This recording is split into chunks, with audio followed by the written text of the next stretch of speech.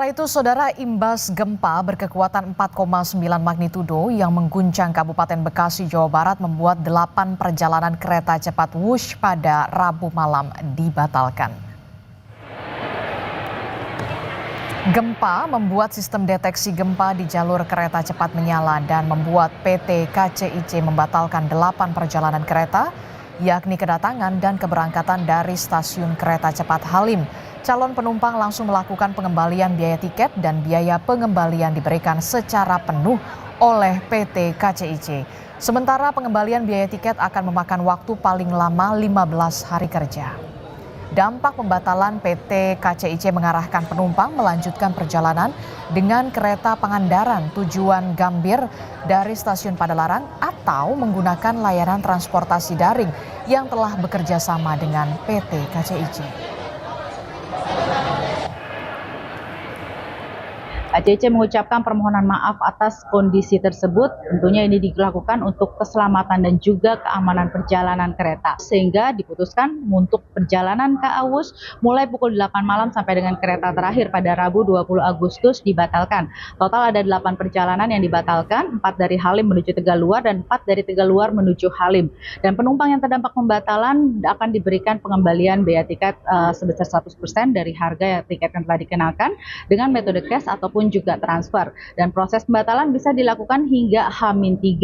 Dan sementara untuk penumpang yang sudah ada di stasiun Padalarang ini juga dibantu diarahkan oleh petugas untuk dapat menggunakan juga kereta Pangandaran yang berangkat dari stasiun Padalarang KAI pada pukul 22.21.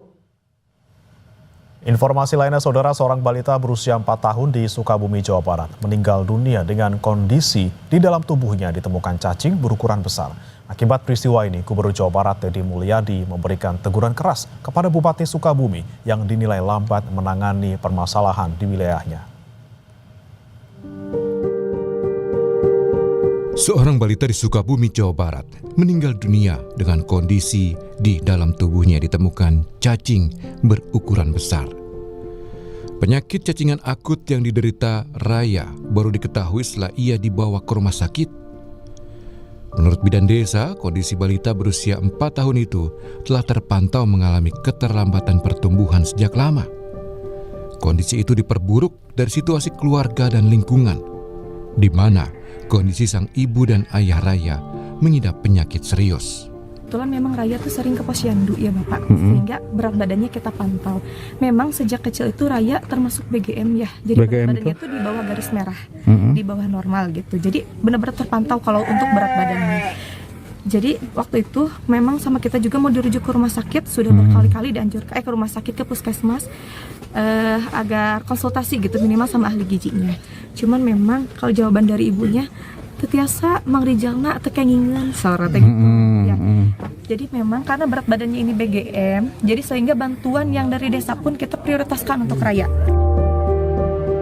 Pendiri Rumah Teduh Sahabat Iin Sukabumi, Iraningsih Asin, mengatakan almarhum Raya saat ditemukan di rumahnya sudah dalam keadaan tak sadarkan diri. Iraningsih pun bilang penanganan kondisi kesehatan Raya berjalan tidak ideal. Kita sempat melakukan pemeriksaan standar, kita cek saturasinya, tensinya, dan memang saturasi rendah, kita langsung pasang oksigen juga. Dalam kondisi sudah tidak sadar, kami memutuskan untuk segera mengevakuasi Raya ke rumah sakit kota. Dan bahkan kita minta nomor pimpinan Kadinkesnya, kita chat, kita telepon, nggak diangkat-angkat. Berarti pihak terkait kan kalau memang punya dana, URC apapun itu kan bisa merespon atau mengarahkan kita nih ada dana di sini atau gini. Bahkan terakhir yang bikin saya agak nyesek sih Dok, dari Dinkes itu menyarankan agar Raya itu dipindahkan ke kabupaten. Kan kondisi udah dipicu Dok, alat udah dipakai semua. Alasannya katanya tidak ada MOU dengan Rumah Sakit Bunut. Peristiwa ini membuat Gubernur Jawa Barat Deddy Mulyadi geram. Deddy tidak menyangka masih ada kasus kematian akibat cacingan. Deddy pun memberikan teguran keras kepada Bupati Sukabumi, Asep Japar, yang dinilai lamban menangani permasalahan ini di wilayahnya. Ya hari ini orang tuanya sudah di rumah sakit Welas Asih, lagi saya tanganin karena kan mengalami gangguan kejiwaan dan TBC. Kita sedang tangani dan kita juga ingin melakukan analisis apa sih sebenarnya yang terjadi dan kenapa sampai lolos tidak terperhatikan oleh lingkungan desa setempat. Bupati juga artinya kita harus tegur loh, kita tegur keras, ini tidak boleh lagi landai seperti itu. Balita Raya tercatat sebagai penerima obat cacing rutin setiap 6 bulan sekali dalam program kesehatan anak.